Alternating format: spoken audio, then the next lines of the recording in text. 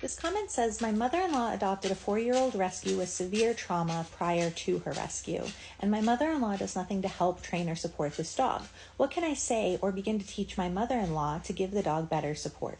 And this can be such a tricky situation. We might have dogs in our lives who we could see could really benefit from some support, but it's not our dog. And so we may not have a lot of control, a lot of agency, to feel like we can affect change for this dog. Now, this is going to be highly dependent on the relationship that one has with the person, but it can be helpful to start by figuring out where their head is. Do they see the problem but feel overwhelmed by addressing it? Do they not know where to start? Do they think the things that they are doing are helpful, but they're really not? Do they not see a problem in the first place? And so if we lead with curiosity, a lot of times that can give us insight into what the person is experiencing, and then that can give us direction into how to proceed. Another option is to offer support by modeling. And this has a double benefit because not only do we have the opportunity to become the safe person, a safe person for the dog, but we can also model what might be helpful for the other person to engage in. For example, if I'm going over to a friend's house and their dog has a really hard time with people coming in the door, I might ask if I can bring some treats along to scatter on the ground when I come in or to toss away from my body. Or I could model and narrate some consent testing. So maybe the dog approaches me and I make my hand available, and then they turn their head away in a no, or they walk away in a no, and I might verbalize that. I might say, oh, nope, you don't want pets right now. Or I might see the dog say, do like a stress yawn, and I might point that out, and I might say, oh, stress yawn. And so sometimes modeling or sometimes narrating for the dog can be helpful. And it can open some curiosity without the person feeling defensive.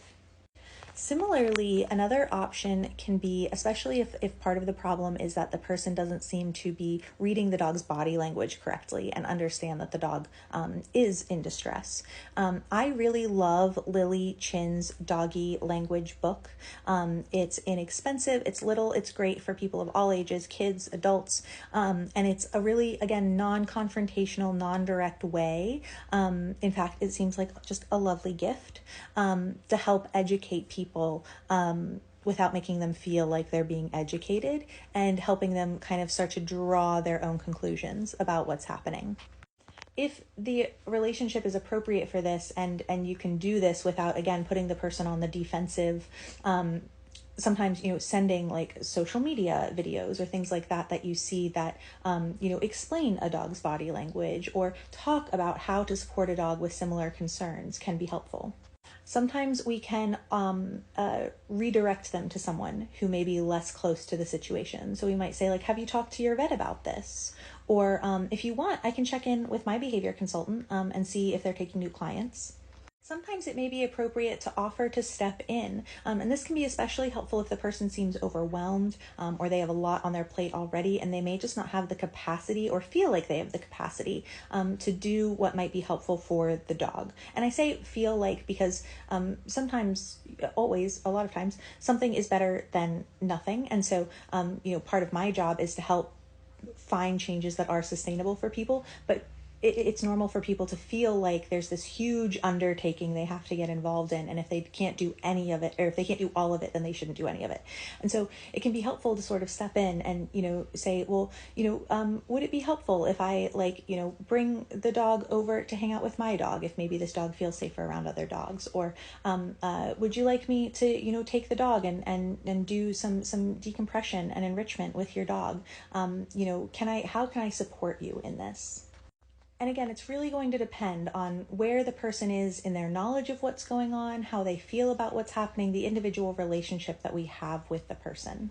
Part of supporting the dog is being of support to their human. And often if we start there, we're able to have a bigger impact on the dog's quality of life.